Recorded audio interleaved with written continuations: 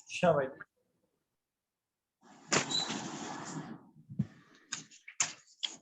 Chapter 9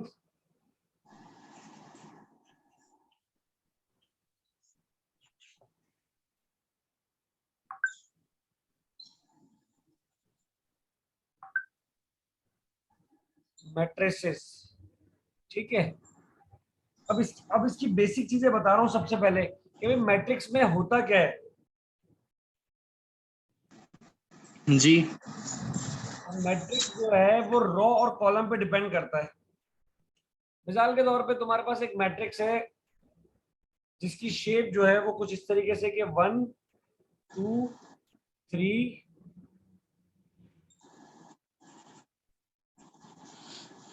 और -4 -1 और 7।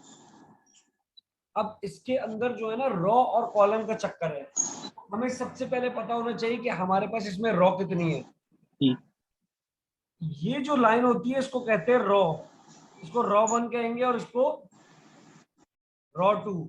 इसी तरीके से ये जो लाइन है इसको रो टू। कॉलम कहेंगे और कॉलम 2, और ये कहलाएगा कॉलम 3। अगर इसको लिखने कॉलम की, 2। हाँ कॉलम 3, ये कॉलम कितने इसमें 3 सही। और रो कितनी है 2। अगर इसको लिखने की बात आएगी तो इसको लिखने का तरीका है 2। रो मल्टीप्लाई बाय कॉलम। यानी अब ये हो जाएगा 2 मल्टीप्लाई बाय कॉलम। 3। मिसाल के तौर पे तुम्हारे सही। पास लिखा हुआ आता है 2 5 7 और -1। अब ये वाला जो मैट्रिक्स है तुम्हारा, ये इसमें रो कितनी है और कॉलम कितने हैं।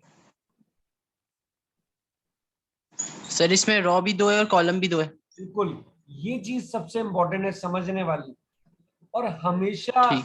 हमेशा रो मल्टीप्लाई होगी किससे, कॉलम से। कॉलम से। बस ये वाली बात ध्यान में रहे कि हमेशा मल्टीप्लिकेशन ठीक। कैसे होगी, रो हमेशा मल्टीप्लाई होगी। रो मल्टीप्लाई बाय कॉलम।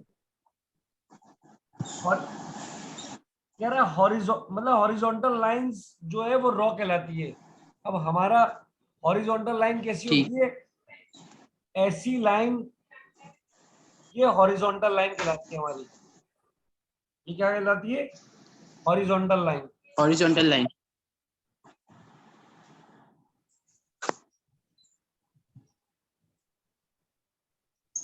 और ये हमारी कहलाती है वर्टिकल लाइंस।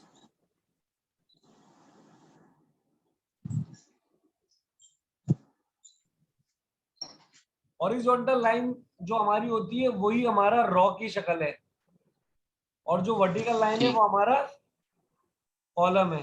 कॉलम।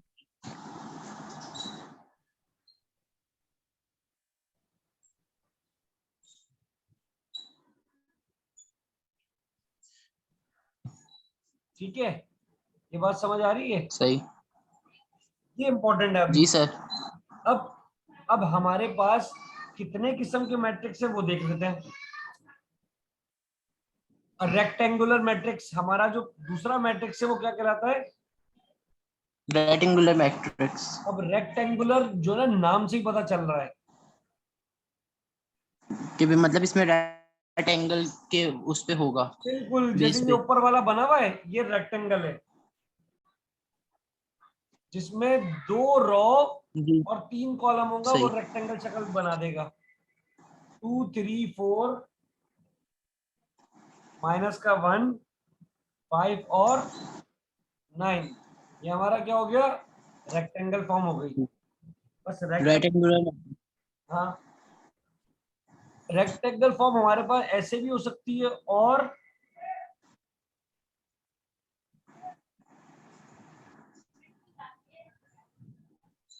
मतलब शक्ल हमारे पास रेक्टेंगल होनी चाहिए,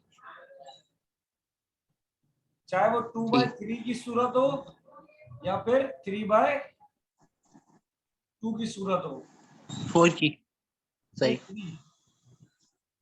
चेक करो, रो कितनी है इसमें 2 और कॉलम कितने 3। इसमें रो कितनी है सर 1 इसमें 2 रो और, है और 3 कॉलम। हाँ मैं क्या बोल, पहले वाली की कह रहा हूँ कि उसमें 2 रो है और 1 कॉलम। कॉलम एक का है, ये एक, ये दो और ये, और इस वाले में रो, तीन कॉलम, सॉरी 3 कॉलम और 2 रो। और इसमें कितनी रो हैं? 3 रो हैं, एक, इसमें 3 रो है और 2 कॉलम। 2 कॉलम है, ठीक है।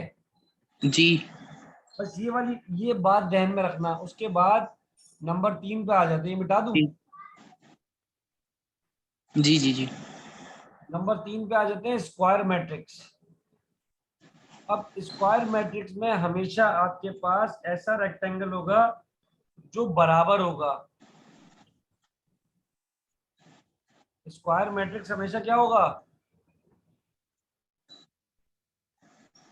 बराबर होगा, चाहे वो 2x2 का हो, चाहे वो 3 का बराबर हो। होगा। यानी देखो ये 1 मतलब सर इसमें रो भी बराबर होगी और कॉलम भी बराबर होगी, दोनों सेम होंगे। एग्जैक्टली। अब अगर बड़ा होगा ना तो वो भी क्या होगा? ठीक। 3x3, बराबर होगा। बिल्कुल बराबर होगा वो।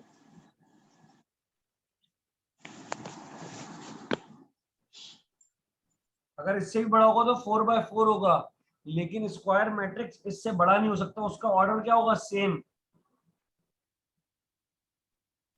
सही। सेम ऑर्डर होगा। यानी अगर ये रॉ कॉलम की बात करें तो 2x2 और वरना 3x3। इसके बाद अगला जो हमारा मैट्रिक्स है वो कौन सा मैट्रिक्स ठीक। है? डायगोनल। अगला मैट्रिक्स कौन सा हमारा? Diagonal matrix. डायगोनल का मतलब होता है कि आपके पास ऐसी वैल्यू जो ऐसे क्रॉस के अंदर आ रही हो और बाकी सब जगह क्या हो? 0।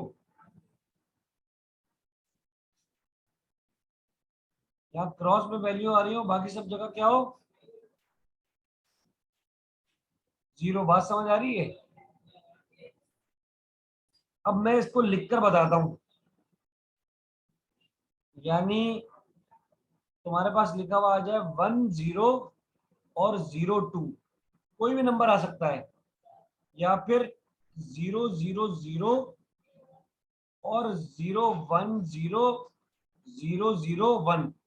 यानी तुम्हारे पास सेंटर में कोई ना कोई वैल्यू आ रही हो, वो डायगोनल मैट्रिक्स कहलाता है। क्या कहलाता है? Diagonal matrix.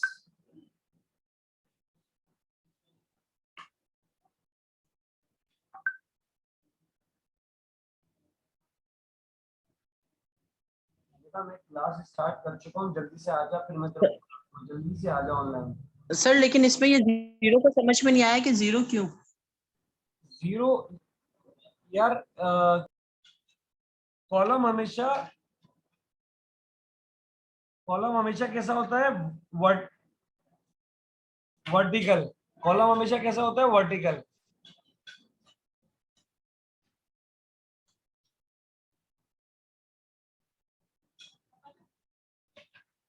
मतलब ये वर्टिकल शेप में बना दिया मैंने तुम्हें कॉलम, और ये हॉरिजॉन्टल शेप में बना दी तुम्हारी रो। तो ये कितनी रो है इसके अंदर? एक रो है, दूसरी रो है, और ये तीसरी रो है। इसको रो 1 कह लो, इसको रो 2 कह लो, इसको रो 3 कह लो। इसी तरीके से ये कॉलम 1 कहलाएगा, ये तुम्हारा कॉलम 2 कहलाएगा, और ये तुम्हारा कॉलम 3 कहलाएगा। ये बात तुम्हें याद रहनी चाहिए। अच्छा, ये जो स्क्वायर मैट्रिक का मतलब है, स्क्वायर मैट्रिक हमेशा तुम्हारा जितनी तुम्हारी रो हो, तुम्हारी कॉलम भी उतने ही होने चाहिए। तो देखो यहाँ पर तुम्हारे रो 2 2 है तो कॉलम भी 2 है, यहाँ पर तुम्हारे रो 3 है तो कॉलम भी 3 है। और हमेशा हमेशा रो मल्टीप्लाई होगी कॉलम से, हमेशा रो मल्टीप्लाई होगी कॉलम से। ऐसा होगा, ऐसा कभी नहीं होगा कि कॉलम मल्टीप्लाई हो रो से, ठीक है? ये गलत है, रॉन्ग। ये राइट वे। तो हमेशा रो मल्टीप्लाई होगी कॉलम से। स्क्वायर मैट्रिक्स में हमेशा रो और कॉलम इक्वल होंगे। डायगोनल में हमेशा बीच वाले नंबर्स होंगे, बाकी चारों तरफ जीरो होगा। जैसे आपके पास ये 1 और 2 लिखा हुआ है ना, ये डायगोनल है, ये आपका डायगोनल है। और इसके अलावा जो आपके नंबर है वो सब जीरो होने चाहिए, और ये आपका क्या है, डायगोनल है। बाकी आपके नंबर सब क्या है, जीरो। तो डायगोनल आपको याद रहना चाहिए कि डायगोनल बेसिकली है क्या। ठीक है। इसके अलावा आपके पास स्केलर मैट्रिक्स होता है। स्केलर मैट्रिक्स को आप डायगोनल भी कह सकते हो। इसको स्केलर मैट्रिक्स को आप क्या कह सकते हो, डायगोनल। ठीक है। लेकिन डायगोनल के अलावा, अब मिसाल के तौर पे ये आपका स्केलर मैट्रिक्स आ गया, ये आपका स्केलर मैट्रिक्स आ गया, और स्केलर मैट्रिक्स के अंदर आपके पास जो मैट्रिक्स बन रहा है वो बन रहा है 2002। अगर गौर करो तो ये स्केलर के साथ साथ स्क्वायर मैट्रिक्स भी बन रहा है। क्या बन रहा है, स्क्वायर भी बन रहा है। मैट्रिक्स। और स्क्वायर के साथ साथ ये बन रहा है डायगोनल। जी। स्केलर मैट्रिक्स इसको क्यों कहा गया, क्योंकि इसके जो डायगोनल है वो सेम नंबर है। यानी अगर मेरे पास कोई ऐसा मैट्रिक्स होता जिसमें 1 0 0 0, बीच में फिर 1, फिर 0, फिर 0, फिर 0 और फिर 1, यानी सेंटर की लाइन में एक जैसे नंबर होते, सेंटर की लाइन में एक जैसे नंबर होते, उसको मैं क्या कहूंगा, स्केलर मैट्रिक्स। उसको मैं क्या कहूंगा, स्केलर मैट्रिक्स। ठीक है, scalar matrix. Scalar matrix. Sir मतलब कोई भी वो हो और जिसकी एक सीट में बिल्कुल सेम नंबर होंगे वो स्केलर मैट्रिक्स कहलाएगा। बिल्कुल। और स्केलर के साथ साथ अगर इसके रो और कॉलम, अगर इसके रो और कॉलम बराबर हो जाए, जैसे ये 3/3 का है, तो ये क्या कहलाएगा, तो ये स्क्वायर मैट्रिक्स। और डायगोनल क्यों कहा स्क्वायर गया, मैट्रिक्स डायगोनल क्यों कहा गया, क्योंकि डायगोनल में क्योंकि हमेशा सर इसमें जीरो है। हमेशा सेंटर में कोई वैल्यू होती है, चाहे वो कुछ भी हो। ठीक है, हमेशा। सही। ये बात समझ आ रही है। जी जी।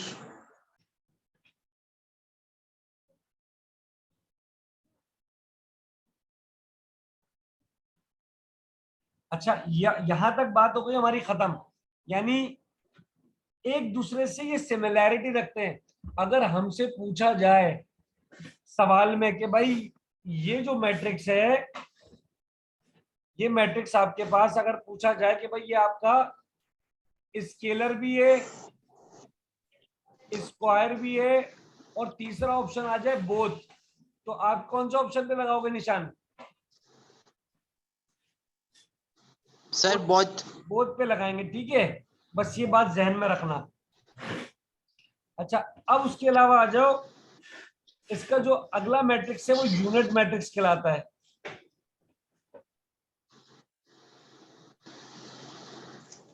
यूनिट मैट्रिक्स कहलाता है, या फिर उसको हम आइडेंटिटी भी कहते हैं। क्या कहते हैं, आइडेंटिटी। अब वो किस तरह का होगा, वो इस तरह होगा 1001। ठीक है, आइडेंटिटी भी कहलाएगा और यूनिट मैट्रिक्स भी कहलाएगा। ऐसा मैट्रिक्स जिसको सॉल्व करने पर आंसर क्या है, सर 1। 1 आना चाहिए। ठीक है, अब इसको सॉल्व करोगे सर तो मतलब अगर इसमें 1 नहीं आएगा तो ये गलत होगा ना। नहीं, इस पे 1 आंसर आएगा, और भले चेक कर लेना, इसमें सही। आंसर क्या आएगा, 1 ही आएगा। 1। इसका आंसर भी क्या आएगा, 1 आएगा। ऐसे मैट्रिक्स को यूनिट मैट्रिक्स भी कहते हैं, आइडेंटिटी भी कहते हैं, और इसके अलावा इसको आप क्या कह सकते हो, स्केलर स्क्वायर और डायगोनल भी कह सकते हो। बात समझ आ रही है? लेकिन अगर इसकी जगह 2 2 होता तो फिर ये यूनिट और आइडेंटिटी नहीं कहलाता। अगर इसकी जगह क्या कहलाता, यहाँ पर आ जाता 2 0 0 2। अब ये आइडेंटिटी नहीं कहलाता क्योंकि इसका आंसर 2 नहीं आएगा। सही बात समझ आ रही है? जी। नल मैट्रिक्स क्या कहलाते हैं? नल मैट्रिक्स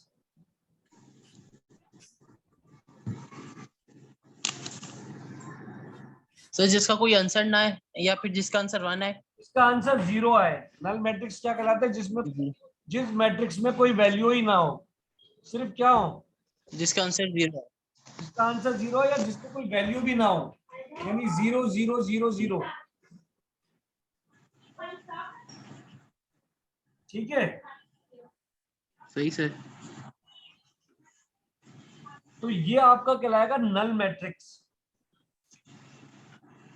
अच्छा, नल मैट्रिक्स के अलावा आपके पास, ये मैं मिटा रहा हूं, मैं इसका रिकॉर्डिंग करी है मैंने। अच्छा, तुम वो जी जी thumbnail जी दोगे सर। तो मैं। अच्छा, इसके अलावा कहलाता है इक्वल मैट्रिक्स। ऐसे मैट्रिक्स जिनकी दोनों साइड क्या हो, equal. Row multiply by column और रो मल्टीप्लाई बाय कॉलम आपस में क्या हो, बराबर, तो वो क्या कहलाएगा? Equal matrix. अब इसकी एग्जांपल दे देता हूं मैं। जैसे ये लिखा हुआ है 1 3 2 4 और यहां लिखा हुआ है 2 -1 3 2 मल्टीप्लाई बाय 1 और 5 -1। अब अगर इसको सॉल्व करोगे तो आंसर क्या आएगा? यहाँ पर 1 आ जाएगा, यहाँ 3 रहेगा, यहाँ 2 हो जाएगा और यहाँ पे। बात समझ आ रही है? सॉल्व करने के बाद आपका आंसर सेम आ जाए तो वो क्या कहलाएगा? Equal sir matrix. 1, सर 1 क्यों आया? 2 में से 1 माइनस किया ना भाई। अच्छा सही सही सही। अच्छा, इसके अलावा कहलाता है ट्रांसपोज।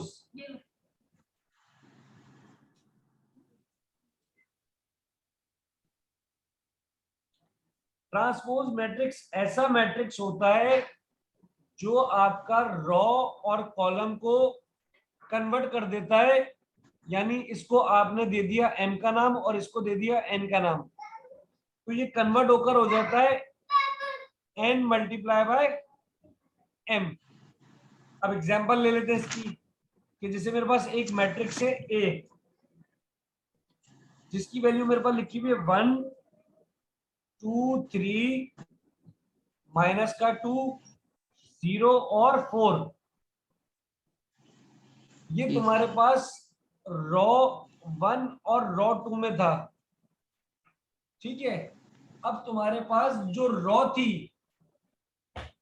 वो तुम्हारा कॉलम हो जाएगा और जो तुम्हारा कॉलम था वो तुम्हारी रो हो जाएगी। जो तुम्हारी रॉ थी वो तुम्हारा कॉलम कॉलम था और जो तुम्हारा कॉलम था वो तुम्हारी रॉ। रो हो जाएगी। तो यानी तुम इस कॉलम को किस में कन्वर्ट कर दोगे?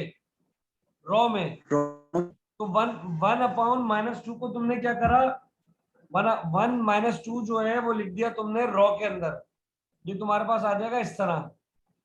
फिर ये आ जाएगा 2 0 और 3 और 4। यानी तुम्हारी कॉलम जो है किसमें कन्वर्ट हो गई? रो में। कॉलम 1 जो है वो रॉ 1 में आ गई, कॉलम 2 जो है वो रॉ 2 में आ गई और कॉलम 3 किस में आ गई? रो 3 में। इसको बोलते हैं ट्रांसपोज। सर लेकिन ये ट्रांसपोज का हमें मतलब पेपर में पता कैसे चलेगा कि इसको हमने ट्रांसपोज भाई करना है? तुम्हारे पास सिर्फ ऑप्शन लिखा हुआ आएगा कि तुम्हारे पास ये मैट्रिक्स है और इसके ऑप्शन है, तो बताओ इसका आंसर क्या आएगा। सिंपल, तुम्हारे पास सर मिसाल मतलब के तौर पे देखो, तुम्हारा ये कॉलम है। अब तुम इसको क्या करोगे? जी 1/2 और 4। 3/4, ये तुम्हारा क्या हो गया? ट्रांसपोज। यानी तुम ठीक। कॉलम को कन्वर्ट कर दोगे किसमें, रॉ में, ट्रांसपोज, सही, ये तुम्हारा कहलाएगा ट्रांसपोज। क्या कहलाएगा? ट्रांसपोज। बस ये चीजें तुम्हें ध्यान में रखनी है। सर मतलब ये चूज अ करेक्ट आंसर के अंदर होंगे ना? बिल्कुल, सही। ठीक है। बस ये समझ लो तुम्हारी ये आज की क्लास जो है यहाँ तक के ऊपर डिपेंड करती थी कि बस ये यहाँ तक सीखने वाली बात है। मैं कुछ चीजें सर और बता देता हूँ, जैसे एडिशन। अब मिसाल के तौर पे तुम्हारे पास एक मैट्रिक्स है ए, वो तुम्हारे पास लिखा हुआ 1 2 और -1 और 3, और दूसरा मैट्रिक्स तुम्हारे पास क्या है 0 3 और -1 और 5। इसकी तुम्हें क्या करनी है, तुम्हें अगर a प्लस बी करना है तो अब तुम्हें पता है क्या करना है, दोनों मैट्रिक्स को एक जगह लिखोगे। पहली वाली वैल्यू को पहले नंबर से क्या करना है, ऐड, ठीक। यानी 1 प्लस 0, 2 प्लस 3, ठीक। अच्छा, माइनस -1 और -1, -1, 3 प्लस 3 प्लस 5। 5, तो तुम्हारा मैट्रिक्स क्या बना, 1 5 -2 और 8। इसको बोलेंगे a प्लस बी। 8 ये तुम्हारी एडिशन प्लस कहलाएगी। क्या बी, कहलाएगी? एडिशन। ठीक है। इसी तरीके से सब्ट्रैक्शन होगी, लेकिन उसमें होगा ठीक क्या, सर। a minus B. तो तुम्हारे पास b की जो वैल्यू होगी उसको सबसे पहले क्या करोगे, माइनस में कन्वर्ट। माइनस, जी। ये तो तुम्हारे पास सेम रहेगा, 1 2 -1 और 3, लेकिन b में क्या होगा, b में सारे के सारे साइन चेंज हो जाएंगे, यानी -0 -3 और प्लस का 1 और माइनस का 5। पूरे मैट्रिक्स को मैंने माइनस से मल्टीप्लाई करवा दिया। अब मैं करूंगा a माइनस बी, तो 1 माइनस का 0, 2 माइनस का 3, माइनस का 1 और प्लस का 1 और 3 माइनस का, 3 माइनस 5, तो ये आंसर आएगा 1 माइनस का 1 0 और माइनस का 2। तो तुम्हारी क्या कहलाएगी, सब्ट्रैक्शन। सब्ट्रैक्शन। बस ये बात ध्यान में रखना कि जो तुम्हें बी का मैट्रिक्स दिया जाएगा, ये जो तुम्हें बी का मैट्रिक्स दिया जाएगा, इसको तुम क्या करोगे, उसको हमने माइनस के अंदर कन्वर्ट कर, इसको सबसे माइनस पहले के अंदर माइनस में कन्वर्ट। कन्वर्ट करोगे तो इसके तमाम साइन क्या हो जाएंगे, चेंज। ठीक है। सही। हमारी आज की क्लास यहाँ पर क्या हो रही है, एंड सर इसमें एक चीज जरा थोड़ी सी क्लियर कर दे, उसमें कंफ्यूजन हो रही है। वो जो आपने 4 नंबर पे डायनोसिस मैट्रिक बताया था ना, वो 0 वाला, वो थोड़ा